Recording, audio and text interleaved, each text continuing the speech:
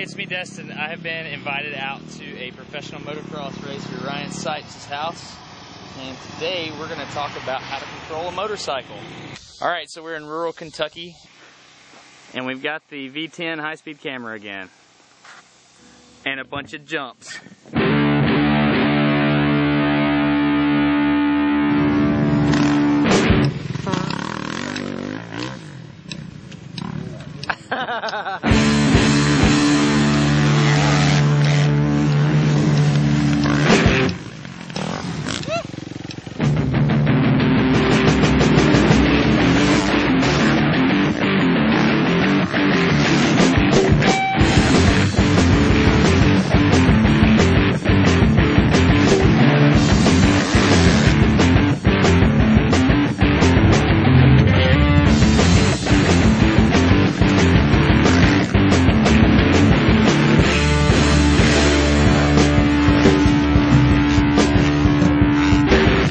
Let's say that you go over on the bike and you're coming up too high and you need to rock her back down. So all you do is, if you've got a flywheel going here, you've got rotational energy stored up here, 1/2 I omega square.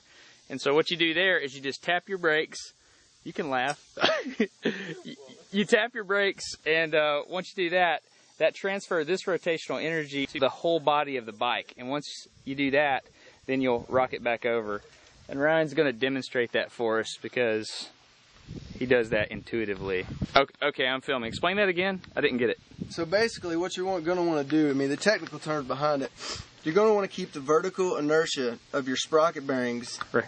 Okay. and your front swing arm caliper vertex equal to X. Oh, wait. What? No, that's like, I mean, we all had to learn it before. Alright, so college boys getting made fun of here.